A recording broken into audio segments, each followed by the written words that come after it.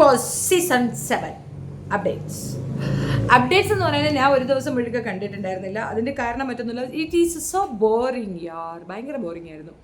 പക്ഷേ ഇന്ന് ഞാൻ വന്ന് പറയാൻ ഉദ്ദേശിക്കുന്ന നമ്മുടെ റെനാ സുനയുടെ ഒരു പുതിയ കാര്യമാണ്. എനിക്ക് ഇഷ്ടപ്പെട്ടിട്ട് ഒരു സ്കിറ്റ് കൊടുത്തിട്ടുണ്ടായിരുന്നു. What a super sheet. സ്കിറ്റിൻ്റെ പൂർണ്ണ രൂപമൊന്നും ഞാൻ പറയത്തില്ല, പക്ഷേ ഏകദേശം എനിക്ക് മനസ്സിലായ ഒരു കാര്യം, ആര് കേൾക്കുന്നില്ലെങ്കിലും ബിക്കോസിനകത്തുള്ള ആ മത്സരാർത്ഥികളും എന്നെ കേൾക്കുന്നുണ്ട്. ഞാൻ ഇന്നലെ എന്താ പറഞ്ഞത്? റെനാ സുന പ്രേമത്തിൻ്റെ ഒരു സ്ട്രാറ്റജി കൊണ്ടുവരാൻ ശ്രമിക്കുന്നുണ്ടെന്ന്. അതായത് അനീഷുമായിട്ടായിരുന്നു ആദ്യം അവരൊന്ന് ലിങ്കപ്പ് ചെയ്ത്, അത് ഏകദേശം മാച്ചപ്പ് ആവും. പുള്ളി ഡിവോഴ്സിയാണ്, ഇവർ വിഡോ ആണ്, ഏകദേശം മാച്ചപ്പ് ആകാൻ സാധ്യതയുണ്ട്. ബിക്കോസിൻ്റെ ആഗ്രഹവും അതാണ്. പക്ഷേ റെനാ സുനയ്ക്ക് താല്പര്യം ആര്യനെയാണെന്ന് ഞാൻ പറഞ്ഞപ്പോൾ വിശ്വസിച്ചോ നിങ്ങൾ? ഇല്ല. ഇന്നിതാ അതിന് തകുന്ന മാതിരി, അതുപോലെ അതിനെ ഒന്ന് ടാലിയാക്കുന്ന രീതിയിൽ ആര്യനെ വെച്ചൊരു സ്കിറ്റ് ഉണ്ടാക്കുകയാണ്. പക്ഷേ സ്കിറ്റ് മുഴുക്ക ആകെ ഫ്ലോപ്പി റെനാ സുനയുടെ ഫുൾ ചാരിത്ര്യ വിശേഷങ്ങൾ അത് അതുപോലെ തുറന്ന് കാണിക്കുന്നതായിട്ട് എനിക്ക് ഫീൽ ചെയ്തത്. എക്സാമ്പിൾ പറഞ്ഞുതരാം. റെനാ സുന ഒരുത്തനെ പ്രേമിക്കുന്ന സമയത്ത് ഒരാൾ ഫോൺ വിളിക്കുന്നത് ഭർത്താവാണ്. ഭർത്താവ് ഫോൺ എടുക്കാത്തതിനെ പിന്തുടർന്ന്, അല്ലെങ്കിൽ ഫോണ് ആ കാമുകൻ എടുക്കുന്നതിനെ തുടർന്ന് അവിടെ നേരിട്ട് വരുന്നു. ഭർത്താവും കാമുകനും അടിയാകുന്നു.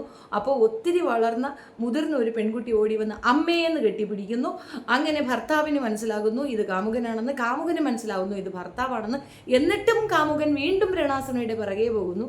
ഇത്യാദി ഉത്സിതങ്ങളായിരുന്നു സംഗതി. സ്കിറ്റൊക്കെ ആണെങ്കിലും ജീവിതവുമായിട്ട് ഏകദേശമൊക്കെ ഒരു മൂല്യബന്ധങ്ങളൊക്കെ ഉണ്ടെന്നാണ് എനിക്കൊരു തോന്നൽ. ഇത് ഡെവലപ്പ് ചെയ്യാനാണ് സാധ്യത. പക്ഷേ നമ്മൾ ഈ വരാലിനെ കണ്ടിട്ടില്ലേ? വരാൽ പിടിയെടുക്കത്തില്ല, ഇങ്ങനെ വഴുതി ഒരു ഓടും. അതുപോലെയാണ് സുന ചേച്ചി. ഒരു രക്ഷയില്ല. സുന ചേച്ചി അടുക്കുന്നില്ല. ബിക്കോസിൻ്റെ ഒരു പ്ലാനും അങ്ങോട്ട് വർക്കൗട്ട് ആവുന്നില്ല. അത്യാവശ്യം മൊഞ്ചത്തി കുട്ടിയായിട്ട് അതിനകത്തേക്ക് കടത്തി വിട്ട് അവർക്ക് ലിപ്സ്റ്റിക്ക് പോലും കൊടുക്കാതെ ഒരെണ്ണത്തിന് ആ മൂലയിരുത്തി കരയിക്കുന്നുണ്ട്. കരഞ്ഞൊരു ഡ്രാമ കാണിക്കാൻ ശ്രമിച്ച് ഫ്ലോപ്പിപ്പോയി. ആക്ച്വലി ഇത് കണ്ടിട്ട് പോകുന്ന ഏതെങ്കിലും മന്ദബുദ്ധികളോട് പറയാനുള്ളത് ഒന്നേ ഉള്ളൂ. നിങ്ങൾ തന്നെ ഇത് കണ്ടപ്പോൾ നിങ്ങൾക്ക് മനസ്സിലായില്ലേ? അതിനകത്ത് വട്ടം തിരിഞ്ഞാൽ നിങ്ങൾ എന്തിന് വട്ടം തിരിയുന്നെന്ന് മനസ്സിലാക്കാൻ പ്രാപ്തരായവരാണ് പുറത്തുള്ളത്. 1-2 പേരല്ല നിങ്ങൾ റിവ്യൂ ചെയ്യുന്നത്. എൻ്റെ പോലോ എത്ര പേരാ, എന്തൊക്കെ തരത്തിലുള്ള അഭിപ്രായങ്ങളാ. അപ്പോൾ തീർച്ചയായിട്ടും അതിനകത്ത് ഒരു സർക്കസും കാണിക്കാൻ പോകരുത്. നിങ്ങൾക്ക് കള്ളമൊക്കെ പറയാം, പക്ഷേ അവിടെ നടക്കുന്ന സംഭവങ്ങൾക്ക് കള്ളം പറഞ്ഞു കഴിഞ്ഞാൽ നിങ്ങൾ കയ്യോടെ പിടിക്കപ്പെടും. കാരണം അത് മനസ്സിലാവും. ഇന്നലത്തെ തലവേദന നാടകം 8 നിലയിൽ പൊളിച്ചു കൊടുത്തു നാട്ടുകാർ തന്നെ. അത് അവിടെ ഉള്ളവർ തന്നെ പൊളിച്ചു കൊടുക്കുന്നുണ്ടായിരുന്നു. കൂടെ നടക്കുന്നവർ കുതികാൽ വെട്ടും എന്ന് പോകുന്നതിന് മുമ്പ് തന്നെ റെനാ സുന ചേച്ചിക്കൊപ്പം പറഞ്ഞൊരു ഡയലോഗാണ്. ആ ഡയലോഗ് അന്വർത്ഥമാക്കുന്ന രീതിയിലാണ് അവിടെ. റെനാ സുനയ്ക്ക് ഒപ്പം നടക്കുന്നതാണ് അനുമോള് നന്നായിട്ട് കൊട്ടുകൊടുക്കുന്നുണ്ട് രണക്കിട്ട്. പക്ഷെ അവൾക്കത് മനസ്സിലാകുന്നുണ്ട്, എന്നാലും മനസ്സിലാകാത്ത കണക്ക് അഭിനയിക്കുന്നു എന്നുള്ളതാണ്. ബോൾഡാണ് എന്ന് പറഞ്ഞുകൊണ്ട് അവളെ ഇങ്ങനെ ബൂസ്റ്റ് ചെയ്ത് ഇത്രയധികം അപകടന ആ പെണ്ണിന് കൊടുക്കുന്നത് കാണുമ്പോൾ ഒരു പാവമൊക്കെ തോന്നുന്നുണ്ട്. എന്നാലും അർഹിക്കുന്നതല്ലേ കിട്ടുള്ളൂ. നമ്മൾ വേറെ എന്തെങ്കിലും പറഞ്ഞിട്ട് കാര്യമില്ലല്ലോ. ഇനി വിഷയത്തിലേക്ക് വരാം. ഈ പ്രണയം പൂത്തു വല്ലിരിക്കട്ടെ ആഗ്രഹമാണ് ബിഗ് ബോസിൻ്റെ. അതുകൊണ്ടാണ് ബിഗ് ബോസ് ഇങ്ങനത്തെയുള്ള കാര്യങ്ങളൊക്കെ കണ്ടിട്ട് മിണ്ടാതെ കുത്തിയിരിക്കുന്നതെന്നാണ് എനിക്ക് മനസ്സിലായത്. സൂപ്പർ സ്കിറ്റായിരുന്നു. Skit super. ബാക്കിയുള്ളവരുടെ സ്കിറ്റൊന്നും ഞാൻ കാണാൻ പോയില്ല. ഇത് കണ്ടപ്പോൾ ഒരു കൗതുകം തോന്നി. ആ കൗതുകം നിങ്ങളോട് ഷെയർ ചെയ്യണമെന്ന് തോന്നി. ഒരു പ്രേമം എവിടെയോ മണക്കുന്നുണ്ട്. ആര് പ്രണയിച്ചാലാണ് ഇത് സക്സസ് ആവുക എന്നുള്ള ഒരു കൺഫ്യൂഷനാണ് ബിഗ് ബോസ് ഉള്ളത്. സത്യത്തിൽ അവിടെ ഒരു പ്രണയം അനിവാര്യമാണ്. ആ പ്രണയം അവിടെ വന്നിട്ടില്ലെങ്കിൽ വാഴത്തോട്ടം ഇല്ലെങ്കിൽ ഒരു രസമില്ല. കഴിഞ്ഞ പ്രാവശ്യത്തെ പ്രണയം ഏകദേശം ആദ്യത്തെ ഒരു ആഴ്ച കഴിഞ്ഞതിന് ശേഷമാണ്. ആഴ്ചകൾ പോകുമ്പോൾ പ്രണയം കൂടി വരുമായിരിക്കും അല്ലേ? നമുക്ക് പ്രതീക്ഷിക്കാം. ദോഷം പറയരുതല്ലോ. അനീഷ് എന്ന് പറയുന്ന മരപ്പൊട്ടൻ ഒരു നല്ല പൊട്ടനാണ്. ആരൊക്കെയോ ആകാൻ ശ്രമിക്കുന്നുണ്ട്. ഈ റിപ്പീറ്റേഷൻ ഉണ്ടല്ലോ, അത് ഭയങ്കരമായിട്ട് ഇറിറ്റേറ്റ് ചെയ്യും. കാലത്തെ നമ്മൾ ആ ഡാൻസ് കണ്ടു. ഒരു ടാസ്ക് കൊടുക്കുമ്പോൾ ആ ടാസ്ക് ഫുൾഫില്ല് ചെയ്യാൻ പറ്റുമോ ഇല്ലയെന്നും കൂടെ ചിന്തിക്കണം എന്നുള്ളതാണ് എൻ്റെ ഒരു റിക്വസ്റ്റാണ് ബിഗ് ബോസിനോട്. തീർച്ചയായിട്ടും ഭയങ്കര ബോറിങ് പരിപാടിയാണ്. തുണി കൊടുക്കാതെ, അതായത് ഇന്നേഴ്സ് പോലും കൊടുക്കാതെ അതുങ്ങൾ അതിനകത്ത് ഇട്ടിട്ട് പരസ്പരം അങ്ങോട്ടും ഇങ്ങോട്ടും പിടി വലിയൊക്കെ വരുമ്പോൾ സ്മെല്ലെടുക്കത്തില്ലേ? മനുഷ്യനല്ലേ പിള്ളേ, വിയർക്കത്തില്ലയോ? ഒന്നാതെ ഇവറ്റുള്ളത് കുളിക്കാൻ നല്ല മടിയായിരിക്കും. കാരണം AC റൂമിൽ ഇരിക്കുന്നവർ കുളിക്കാൻ സ്വല്പം മടിയൊക്കെ കാണിക്കും. പുറത്തേക്ക് അധികം പോകാത്തവരൊക്കെ ആണെങ്കിൽ പിന്നെ കുളിക്കാൻ സ്വതവേ മടി കാണിക്കും. അതിൻ്റെ കൂടെ അവർക്ക് വേറെ വസ്ത്രവും കൂടെ ഇല്ലെങ്കിൽ മുഷിഞ്ഞ് നാറിയിട്ട് ആളുകൾക്ക് അവിടെ ഇരിക്കണ്ടേ?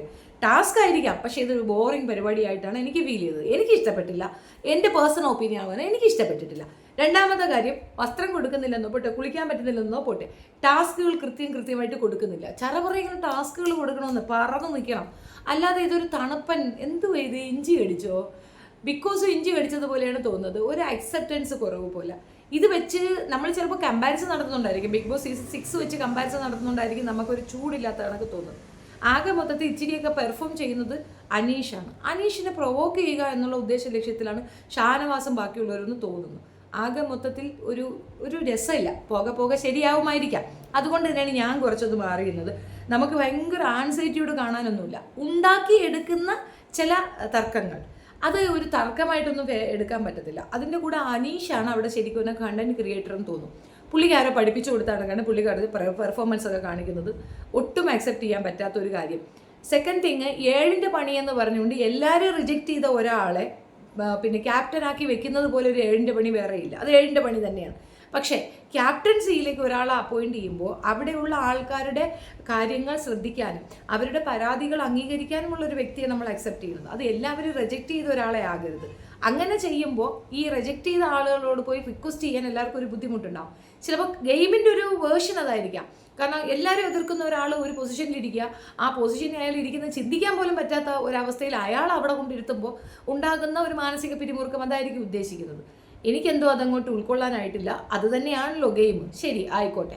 പക്ഷെ അയാൾ ചെയ്യുന്ന ആ ഇറിറ്റേഷൻ ഉണ്ടല്ലോ, അത് ബിഗ് ബോസ് വിചാരിക്കുന്ന കണക്ക് അതിനകത്തുള്ള കണ്ടസ്റ്റൻസിന് മാത്രമല്ല, അത് റിവ്യൂ ചെയ്യാനിരിക്കുന്ന അല്ലെങ്കിൽ അത് കാണാനിരിക്കുന്നവർക്ക് പോലും ഇറിറ്റേഷൻ ഉണ്ടാവും.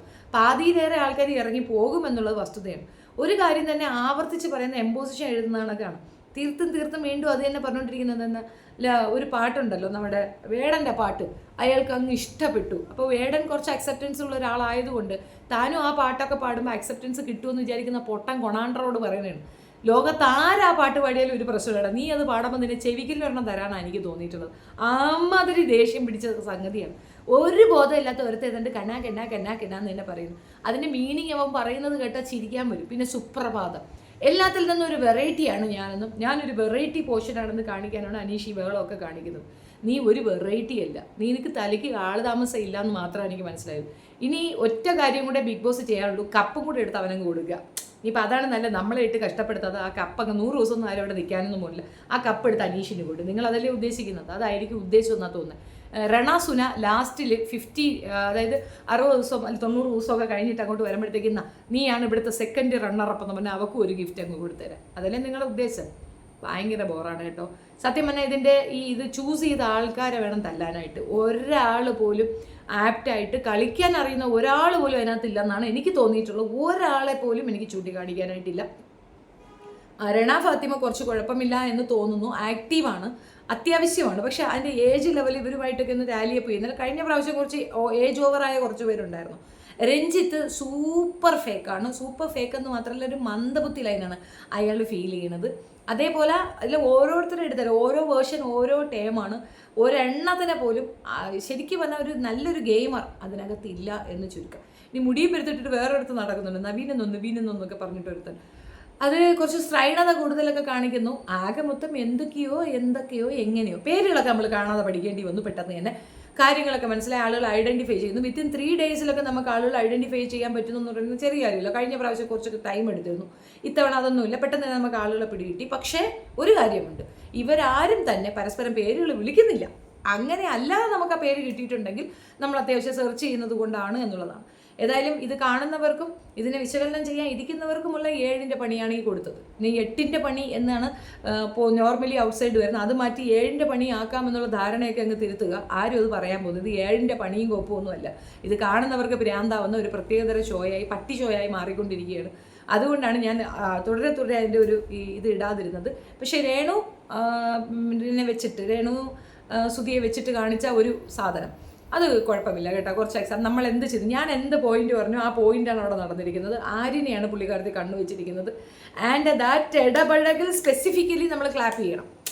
ബിക്കോസ് ഇത്രയും ദിവസം പ്രതീഷിൻ്റെ കുടുംബത്തിൽ കളിച്ചിട്ട് മറ്റവൻ്റെ കുടുംബത്തിൽ കളിച്ചിട്ട് എല്ലാവരുടെയും ഒക്കെ ഇതിൻ്റെ കൂടെ കിടന്ന് ഏലേല്ലോ അതവിടെയും പോയി കളിക്കും. ആര്യൻ സൂക്ഷിച്ചാൽ ദുഃഖിക്കേണ്ട, ഒന്നും പറയാനില്ല. അമ്മച്ചിയും പ്രേമിക്കാം എന്നൊക്കെ ഉള്ള കമൻസ് ഒക്കെ ഷാർപ്പ് ആൻഡ് സൂപ്പർ. നീ ഇതിനെ കൂടുതലൊക്കെ എടുത്തു വെച്ച് പറയണമെങ്കിൽ നമ്മൾ സമ്മർ മീഡിയൊക്കെ പറയുമായിരിക്കും. സമ്മർ മീഡിയൊക്കെ ഇതിങ്ങനെ നോക്കിക്കൊണ്ടിരിക്കുകയല്ലേ. അപ്പോൾ തീർച്ചയായിട്ടും അവരത് നല്ലപോലെ പറയും, നിങ്ങൾക്ക് അത് നല്ലപോലെ അവിടെ കേൾക്കാം. എനിക്ക് ഇഷ്ടപ്പെട്ട കാര്യമായതുകൊണ്ടാണ് ഞാൻ ഇതിനെ പറ്റി ഒരു വീഡിയോ ചെയ്തത്. രണ സുന റോക്സ്, ബാക്കി എല്ലാവരും പോക്സ്. See you next level. By.